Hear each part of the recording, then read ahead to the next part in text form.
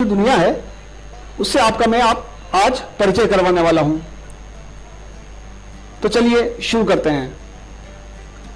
सबसे पहले बात आती है कि कंप्यूटर है क्या। आप सभी लोग जानते हैं कि कंप्यूटर एक इलेक्ट्रॉनिक डिवाइस है जो डेटा को इंफॉर्मेशन में कन्वर्ट करती है। अब बात आती है डेटा क्या होता है। तो डेटा संख्या, तथ्य और आंकड़ों को हम डेटा कहते हैं। Raw facts are known as data. Raw facts and figures are known as data. जैसे 50 है।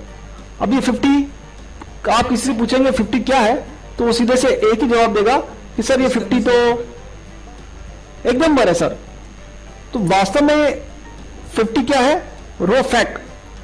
रो फैक्ट्स और फिगर्स को हम लोग क्या बोलते हैं? डेटा। लेकिन अगर इसी 50 के आगे आपने रुपीज लिख दिया तो that is called information. 50 rupees, 50 के बारे में आपको इंफॉर्मेशन मिल रही है। Data which convey the meaning is known as information. अर्थपूर्ण डेटा को, ऐसा डेटा जो मीनिंग को कन्वे करता हो, आपको कोई इंफॉर्मेशन देता हो, उन संख्याओं, उन तथ्यों, उन आंकड़ों को हम इंफॉर्मेशन कहते हैं। और कंप्यूटर हमारे लिए यही काम करता है। कंप्यूटर एक इलेक्ट्रॉनिक डिवाइस है जो डेटा को इंफॉर्मेशन में परिवर्तित करता है। अब बात आती है कि व्हाट इज कंप्यूटर। कंप्यूटर है क्या? तो अभी हमने सीखा कि कंप्यूटर इलेक्ट्रॉनिक डिवाइस है, लेकिन इसकी जो स्पेलिंग है COMPUTER, इसका अपना एक मीनिंग होता है दोस्तों। C stand for commonly, O for operated, M for machine, P for particularly, used for, U for used for, T for trade, E for education, R for research. अब इसी चीज को हम हिंदी में भी सीख सकते हैं। C कॉमनली यानी सामान्य रूप से काम में आने वाली मशीन जो विशेष रूप से काम में आती है व्यापार में, शिक्षा में और अनुसंधान संबंधी कार्यों में। और इंग्लिश में जब हमको बोले तो commonly operated machine, particularly used for trade, education, research. अब बात करते हैं जनरेशन ऑफ कंप्यूटर्स की। फर्स्ट जनरेशन में जो कंप्यूटर्स थे उनमें दोस्तों वैक्यूम ट्यूब का यूज होता था। सेकंड जनरेशन के जो कंप्यूटर्स थे उनमें ट्रांजिस्टर्स का यूज होने लगा। थर्ड जनरेशन के कंप्यूटर्स में आईसीस, इंटीग्रेटेड सर्किट्स का यूज होने लगा। इस तरह से फोर्थ जनरेशन के कंप्यूटर्स के अंदर माइक्रो प्रोसेसर का यूज हुआ। और अभी जो फिफ्थ जनरेशन चल रही है उसमें एडवांस माइक्रो प्रोसेसर का यूज होने लगा है। अब बात आती है what is principle of computer, यानी कंप्यूटर का सिद्धांत क्या है। हम सभी का कोई ना कोई सिद्धांत होता है। जिस तरह से हमारा सिद्धांत होता है वैसे ही कंप्यूटर का भी सिद्धांत है। यह भी ठीक उसी तरह से काम करता है जिस तरह से हम और आप काम करते हैं।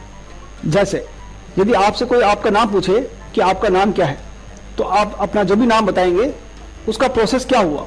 सबसे पहले आपने क्वेश्चन को इनपुट किया, कान से आपके क्वेश्चन कान से इनपुट हुआ, फिर उसकी प्रोसेसिंग आपके दिमाग में हुई, आपने सोचा समझा और जवाब तैयार किया। जवाब तैयार होने के बाद आपके मुंह से जवाब निकला।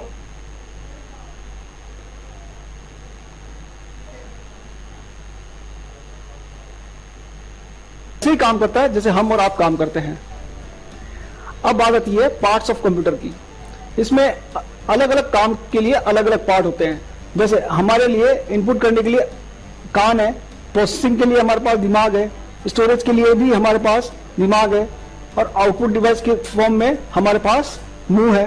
तो ठीक इस तरह से अलग अलग कामों को करने के लिए हमारे पास अलग अलग भगवान ने आपको अलग अलग अंग दिए हैं, अलग अलग पार्ट्स दिए हैं बॉडी के।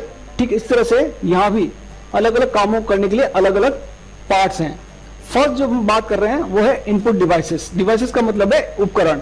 कंप्यूटर में इनपुट करने के लिए किन किन डिवाइसेस का हम लोग यूज करते हैं उसके बारे में हम लोग सीखते हैं। सबसे पहले दोस्तों बात करते हैं फर्स्ट इनपुट डिवाइस कीबोर्ड की। जैसा इसका नाम है कीबोर्ड, की मीन्स चाबी, यानी ये कंप्यूटर की चाबी है दोस्तों।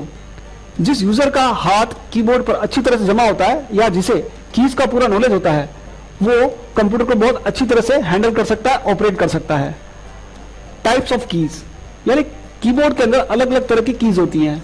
फर्स्ट जो होती हैं उन्हें हम अल्फाबेट्स के नाम जानते हैं, जिसमें स्मॉल A to Z और capital A to Z use होती हैं।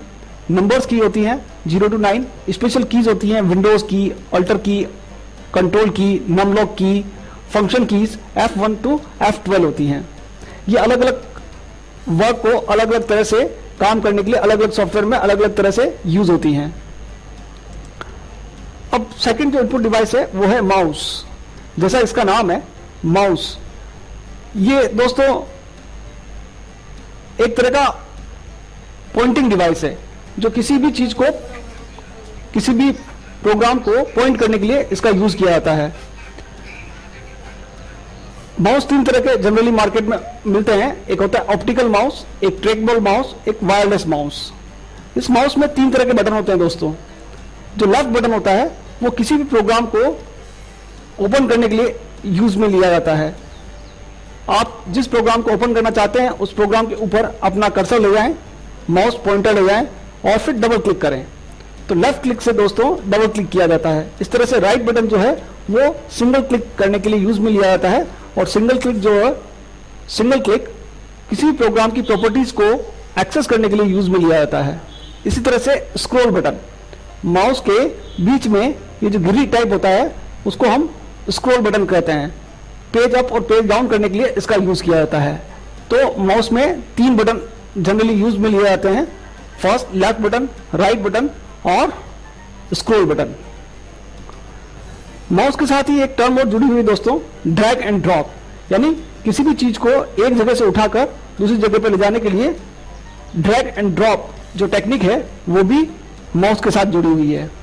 अगला जो इनपुट डिवाइस है वो है जॉयस्टिक, जो जनरली वीडियो गेम्स वगैरह के अंदर यूज में आता है। अल्ट्रासाउंड मशीन्स के अंदर भी जॉयस्टिक का यूज किया जाता है। Next scanner, memory card reader, debit card, credit card reader, ये सारे भी इनपुट डिवाइसेस के ही एग्जांपल हैं।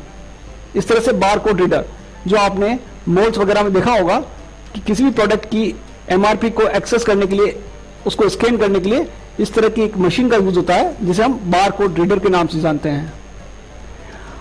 अगला जो इनपुट डिवाइस आ रहा है वो है MICR machine, magnetic ink character recognization. ये जो मशीन होती है दोस्तों ये जनरली बैंकों में यूज होती है और चेक के अंदर आपने सुना होगा माइकर चेक, उसमें एक नंबर होता है स्पेशल, उस माइकर चेक के अंदर जो नंबर है उस नंबर को ये मशीन अपने आप रीड करती है और उसे डिजिटल फॉर्म में यानी कंप्यूटर की भाषा में कन्वर्ट करने के लिए इसका यूज किया जाता है। अगले जो इनपुट डिवाइस है वो है OCR machine, optical character recognization. जैसा इसका नाम है कैरेक्टर, ये कैरेक्टर को पढ़ती है और उसे डिजिटल फॉर्मेट में कन्वर्ट करती है। इस तरह से OMR, ऑप्टिकल मार्क रिकॉग्नाइजेशन या ऑप्टिकल मार्क रीडर, इस मशीन के द्वारा हम जो एग्जामिनेशन में आपने देखा होगा OMR शीट पर एग्जाम होता है तो उस एग्जाम में हम जो पेंसिल से या पेन से निशान करते हैं, गोले करते हैं, उन्हें ये मशीन रीड करती है। ऑप्टिकल मार्क रीडर या ऑप्टिकल मार्क रिकॉग्नाइजेशन, तो तीन मशीन है, MICR मशीन, OCR मशीन और OMR मशीन। इस तरह से इनपुट डिवाइस के अंदर ही वेब कैमरा, माइक्रोफोन, ये सारी चीजें इनपुट डिवाइस के अंदर ही यूज होती हैं। अगला जो टॉपिक आ रहा है दोस्तों वो है प्रोसेसिंग डिवाइस।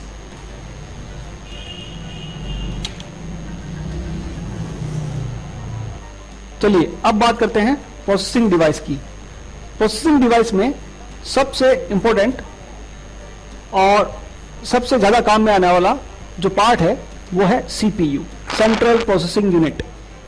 जैसा इसका नाम है, केंद्रीय संसाधन इकाई, यानी ये हमारे कंप्यूटर का एक तरह से ब्रेन होता है। जैसे ही आपने इसका नाम सुना और आपके दिमाग में इस तरह का एक पिक्चर, इमेज बन गई होगी। तो CPU, जिसे हम प्रोसेसर, माइक्रो प्रोसेसर के नाम से भी जानते हैं, वास्तव में इस यूनिट के अंदर लगा होता है। बोल रहे हैं तो उसमें कई चीजें लगी होती हैं। एक पावर सप्लाई होती है जिसे हम SMPS, switch mode power supply कहते हैं, जो कंप्यूटर को पावर देने के लिए यूज में ली जाती है। इस तरह से ये जो आप देख रहे हैं बहुत सारी चीजें, उनमें जो आप ये इधर से देख रहे हैं ये वाला पार्ट, उसको हम बोलते हैं मदरबोर्ड। इस तरह से इसमें हार्ड डिस्क लगी होती है, फ्लॉपी ड्राइव, आजकल तो बंद हो गई, पहले फ्लॉपी टाइप भी यूज होती थी, CD रोम या DVD रोम लगी होती है, कार्ड्स होते हैं अलग अलग तरह के, sound card, VGA card, game card, इस तरह के अलग अलग चीजें होती हैं। पावर सप्लाई के लिए केबल्स होती हैं, इस तरह से डाटा को कम्युनिकेट करने के लिए डेटा केबल्स होती हैं जिन्हें बसेस कहा जाता है, आजकल SATA केबल्स लगने लग गई हैं। तो इस तरह की बहुत सारी चीजें इस सिस्टम यूनिट के अंदर होती हैं। इसलिए इस पूरी सिस्टम यूनिट को हम लोग CPU नहीं कह सकते। CPU तो वास्तव में एक छोटा सा इस तरह से पार्ट होता है जो कंप्यूटर की ब्रेन की तरह बिहेव करता है, कंप्यूटर का ये दिमाग होता है।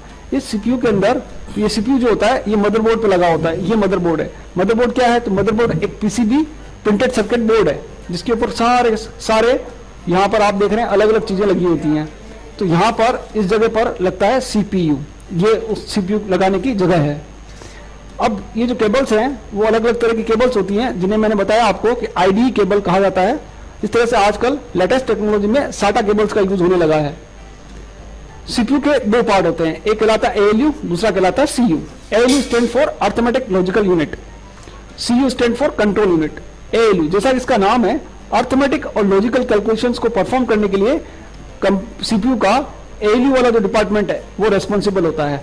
Arithmetic means addition, subtraction, multiplication, division, और logical greater than, less than, greater than equal to, less than equal to, not equal to आदि जो ऑपरेशंस होते हैं वो सभी ALU के अंडर कंट्रोल में होते हैं। इस तरह से CU जो होता है वो कंट्रोल यूनिट की तरह बिहेव करता है और कंप्यूटर के जितने भी रिसोर्सेज है, जितने भी पार्ट्स लगे हैं, memory, hard disk, printer, scanner, जितना भी आप काम करते हैं, आप जो माउस से क्लिक करते हैं, वो सारा का सारा रिसोर्स मैनेजमेंट का काम इस CU के द्वारा किया जाता है, जिसे हम कंट्रोल यूनिट कहते हैं। यानी CPU के दो पार्ट हैं, ALU और CU। आगे बढ़ते हैं, अब बात आती है मेमोरी की। तो दोस्तों मेमोरी कंप्यूटर के अंदर दो तरह की यूज होती हैं, एक होता है प्राइमरी मेमोरी, सेकंड होती है secondary memory. First primary memory जो होती है उसके भी दो पार्ट हैं, उसमें आता है रैम और रोम, जो आपने पहले भी सुन रखा होगा। इस तरह से सेकेंडरी मेमोरी जो होती है उसमें magnetic tape, optical disk, hard disk, floppy disk, बहुत सारी चीजें यूज होती हैं। मेमोरी का सीधा सा मीनिंग होता है ये आपके डाटा को स्टोर करने का काम करती हैं। फर्स्ट हम बात करते हैं रैम की। जैसा इसका नाम है रैम, राम नहीं बोलना है दोस्तों, रैम बोलना है। कंप्यूटर टर्मिनोलॉजी में इसे रैम कहा जाता है। रैम का फुल फॉर्म है रैंडम एक्सेस मेमोरी, रैंडम, जिसमें रैंडम वर्ड का मीनिंग होता है बिना क्रम के, बिना ऑर्डर के। आप किसी सीक्वेंस में डेटा को एक्सेस नहीं करते हैं तो उसे बोलते हैं रैंडमली एक्सेस करना, यानी रैंडम एक्सेस। एक्सेस का मतलब to get the information, computer memory के अंदर जो इंफॉर्मेशन आप स्टोर करते हैं उसे बिना क्रम के एक्सेस करना। रैम में स्टोर डाटा को आप रीड और राइट दोनों कर सकते हैं, ये इसकी एडवांटेज है कि आप रैम में जो भी डाटा स्टोर करेंगे उसे आप रीड भी कर सकते हैं और राइट भी कर सकते हैं। इस तरह से इसमें स्टोर डाटा पावर ऑफ होने पर, यानी लाइट चली जाए या पावर ऑफ हो जाए, तब जो रैम में आपने डाटा स्टोर किया है वो रिमूव हो जाता है। और सबसे मोस्ट इंपोर्टेंट जो इसकी विशेषता कह लीजिए वो है कि ये वर्सेटाइल मेमोरी है, यानी चेंजेबल है। आप बार बार इसमें जो कंटेंट होते हैं वो बार बार चेंज होते रहते हैं। जैसे हमारे दिमाग में हम बैठे कहीं होते हैं और दिमाग में कई चीजें चलती हैं, विचार आते रहते हैं, जाते रहते हैं। ठीक इस तरह से जिस तरह से आपके दिमाग के अंदर विचार बदलते रहते हैं, ठीक इस तरह से रैम के अंदर भी जो कंटेंट होते हैं वो बार बार चेंज होते रहते हैं। इसलिए इस तरह की मेमोरी को वर्सेटाइल मेमोरी, यानी रैम जो है वो वर्सेटाइल मेमोरी है, चेंजेबल मेमोरी है। दूसरा होता है रोम। रोम जैसा इसका नाम है रीड ओनली मेमोरी, जो इस मेमोरी में एक बार आपने डाल दिया वो फिक्स हो जाता है। इसमें स्टोर डाटा को केवल रीड कर सकते हैं, डू नॉट राइट। इसमें रीड और राइट दोनों चलता है रैम में, इसमें केवल रीड कर सकते हैं। रोम में स्टोर डाटा पावर ऑफ होने पर रिमूव नहीं होता।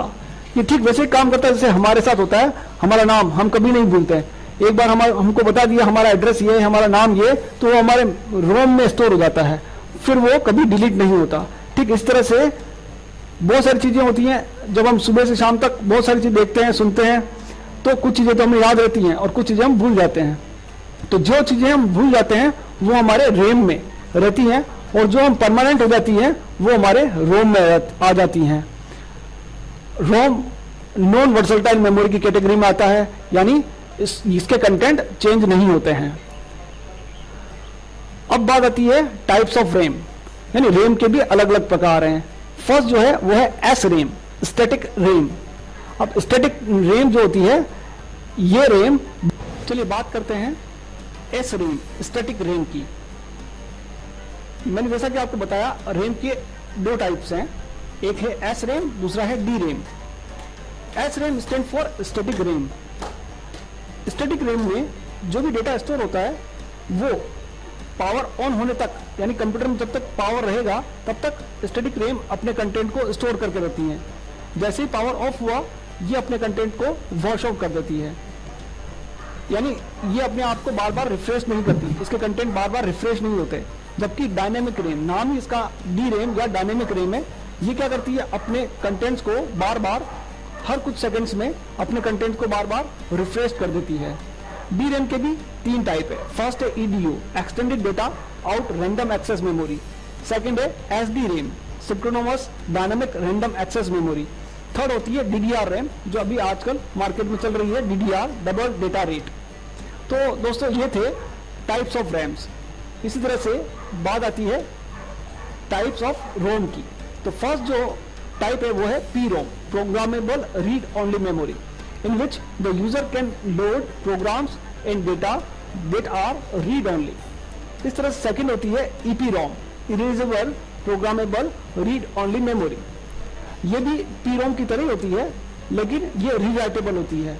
बट इसे रीराइट करने के लिए आपको इसकी चिप को अल्ट्रावायलेट लाइट के अंदर रखना होता है। थर्ड होती है फ्लैश मेमोरी। ये जो फ्लैश मेमोरी होती है वो आजकल डिजिटल कैमरास, MP3 प्लेयर्स आदि के अंदर यूज होती है। तो ये थी types of ROM, P ROM, EPROM और फ्लैश मेमोरी। एक और मेमोरी होती है जिसे हम कैश मेमोरी या कैशे मेमोरी कहते हैं। ये मेमोरी मेन मेमोरी की सहायक मेमोरी होती है, मेन मेमोरी को हेल्प करती है। एक्चुअल में जब CPU और मेन मेमोरी के बीच में डेटा कम्युनिकेट होता है तो कैश मेमोरी उसमें अपनी एक महत्वपूर्ण भूमिका अदा करती है। जिस कंप्यूटर में जितनी ज़्यादा कैश मेमोरी होगी उतना ही कंप्यूटर की स्पीड तेज और बेटर होगी। कैश मेमोरी अलग अलग तरह की होती हैं, L1 cash, L2 cash, L3 cash. तो मेमोरी के तीन टाइप्स हो गए हैं, फर्स्ट रैम, सेकंड रोम, थर्ड कैश मेमोरी। इस तरह से मैंने जो आपको कैबिनेट दिखाया था, सिस्टम यूनिट दिखाई थी, उसके अंदर एक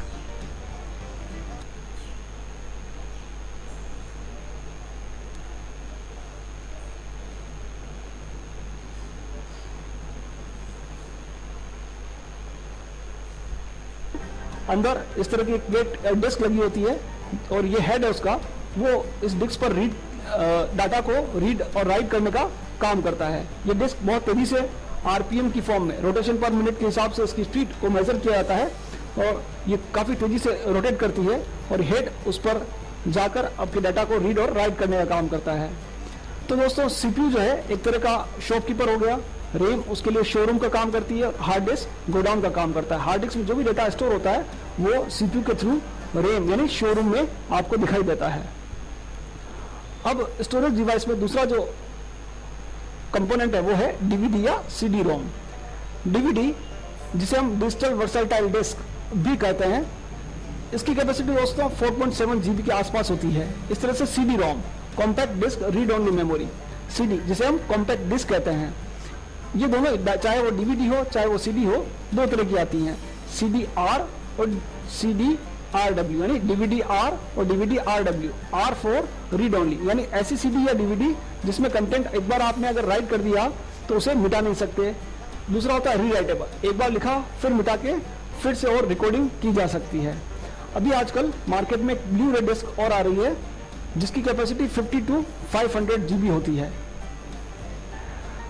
इस तरह से स्टोर करने के लिए स्मार्ट मीडिया कार्ड्स मार्केट में मिलते हैं, mini SD card, micro SD card, जो आपने अपने मोबाइल में भी यूज किए होंगे, वो उसी तरह से कंप्यूटर में भी यूज किए जा सकते हैं। अगला टॉपिक आ रहा है दोस्तों आउटपुट डिवाइस, और सबसे फर्स्ट और कॉमन जो आउटपुट डिवाइस है वो है मॉनिटर, जिसे विजुअल डिस्प्ले यूनिट, वीडियो के नाम से भी जाना जाता है। ये अलग अलग टाइप के होते हैं। फर्स्ट होता है CRT monitor, cathode ray tube. इस तरह का पहले इस तरह का जो मॉनिटर आता था उसे CRT मॉनिटर कहा जाता है। ऐसा ही एक TFT आता है, थिन फिल्म ट्रांजिस्टर। इस तरह का LCD, liquid crystal display, LED, light emitting diode और प्लाज्मा स्क्रीन। इस तरह के अलग अलग तरह के मॉनिटर मार्केट में मिलते हैं। और एक जो टेक्नोलॉजी यूज हो रही है आजकल, आपका जो केबल कनेक्शन है वो अब डिजिटल फॉर्मेट में हो गया है, उसको वो है प्रिंटर। प्रिंटर दोस्तों वास्तव में दो प्रकार के होते हैं, एक कहलाता है इम्पैक्ट प्रिंटर, दूसरा कहलाता है नॉन इम्पैक्ट प्रिंटर। प्रिंटर से जो हमको आउटपुट मिलता है उसे हम हार्ड कॉपी के नाम से जानते हैं, और कंप्यूटर में जो टेक्स्ट आपको दिख रहा है उसे सॉफ्ट कॉपी के नाम से जानते हैं। प्रिंटर के रेजोल्यूशन को नापने के लिए एक इकाई का यूज होता है, एक यूनिट का यूज होता है, जिसे डीपीआई, डॉट पर इंच के रूप में जाना जाता है। इम्पैक्ट प्रिंटर, इम्पैक्ट प्रिंटर की कैटेगरी के अंदर कैरेक्टर प्रिंटर और लाइन प्रिंटर आते हैं। कैरेक्टर प्रिंटर के अंदर आता है डॉट मैट्रिक्स, जो आपके घरों में नल के बिल, लाइट के बिल आते हैं, जो ऐसे प्रिंटर जो dot dot dot dot printing करते हैं, वो सारे प्रिंटर डॉट मैट्रिक्स प्रिंटर कहलाते हैं। ये काम करते वक्त काफी आवाज करते हैं। डेसीविल प्रिंटर भी इस तरह का होता है, इसमें व्हील लगा होता है और वो प्रिंट करता है। ये काम करते हुए काफी आवाज करते हैं। सेकंड प्रिंटर जो होते हैं लाइन प्रिंटर, इनमें चेन प्रिंटर और ड्रम प्रिंटर को शामिल किया गया है। प्रिंटर की जो स्पीड होती है दोस्तों,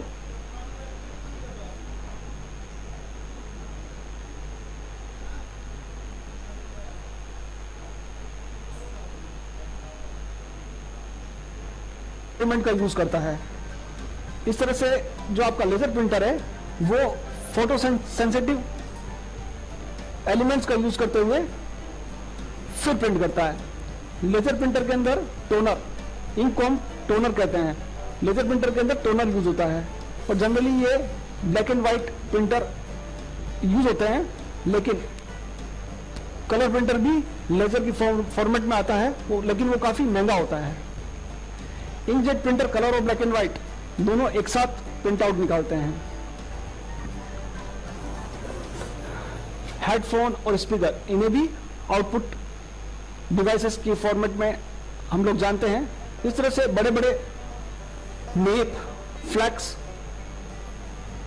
पोस्टर्स प्रिंट करने के लिए जिस डिवाइस का यूज होता है उसे प्लॉटर कहा जाता है। यानी छोटे प्रिंटर से, ये जो छोटे प्रिंटर है इनसे हम लोग बड़े बड़े मेप, फ्लैक्स, पोस्टर्स प्रिंट नहीं कर सकते, उनके लिए प्लॉटर्स का यूज होता है। इस तरह से कुछ डिवाइसेस ऐसी हैं जो इनपुट और आउटपुट दोनों का काम करती है, जिन्हें मल्टी फंक्शनल डिवाइसेस कहा जाता है।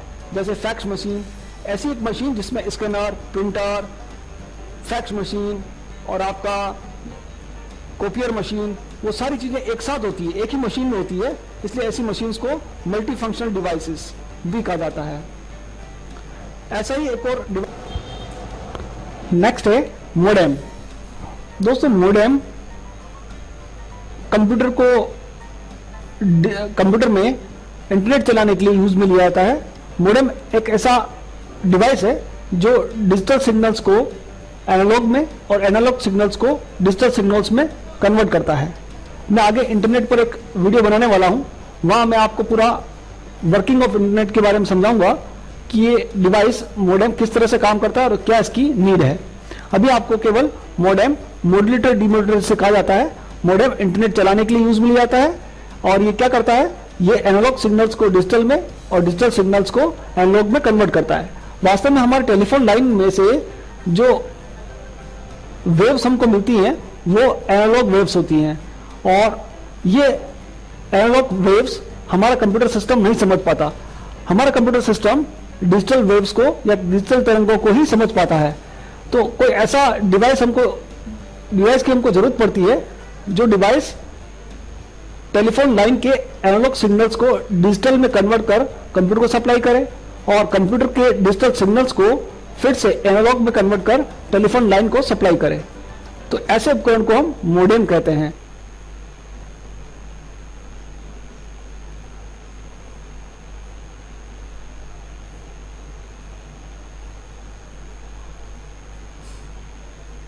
अगर आप साइज, स्टोरेज, कैपेसिटी और वर्किंग के आधार पर कंप्यूटर सिस्टम्स को क्लासिफाई करें तो फर्स्ट जो है वो है सुपर कंप्यूटर्स। सुपर कंप्यूटर काफी शक्तिशाली कंप्यूटर होते हैं। इनका यूज मौसम की भविष्यवाणियां, कॉम्प्लेक्स कैलकुलेशन, साइंटिफिक कैलकुलेशंस, भूकंप, अर्थक्वेक, इन सब को कैलकुलेट करना, इनकी कैलकुलेशंस करना, इनकी फोरकास्टिंग करना, टेलीकम्युनिकेशंस के काम करना, सैटेलाइट लॉन्च करना आदि कामों को करने के लिए सुपर कंप्यूटर का यूज होता है। जो फर्स्ट सुपर कंप्यूटर था उसका नाम है CDC 6600 और भारत का जो पहला सुपर कंप्यूटर है उसका नाम है परम। अगला जो कंप्यूटर आ रहा है वो है main frame computer. Main frame computer जैसा कि आपको डायग्राम में दिख रहा है, आदमी के आकार के बड़े बड़े कंप्यूटर्स होते हैं जिनमें डाटा मैग्नेटिक टेप में स्टोर होता है। ये मेन फ्रेम कंप्यूटर्स बहुत बड़े डाटा को स्टोर करने के लिए यूज में लिए जाते हैं, काफी महंगे होते हैं और बड़े बड़े ऑर्गेनाइजेशंस इनका यूज करते हैं। इस तरह से जो नेक्स्ट कंप्यूटर है वो है मिनी कंप्यूटर।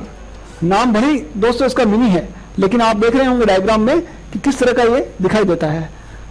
जिन लोगों की कस्टम एप्लीकेशंस होती हैं, जैसे कोई सीमेंट प्लांट है, वहां पर कंप्यूटर यूज किया जाता है, तो वहां हमारे तरह डेस्कटॉप कंप्यूटर यूज में नहीं लिए जाते।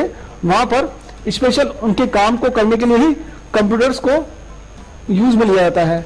तो ऐसे जो कंप्यूटर्स हैं उन्हें मिनी कंप्यूटर्स कहा जाता है।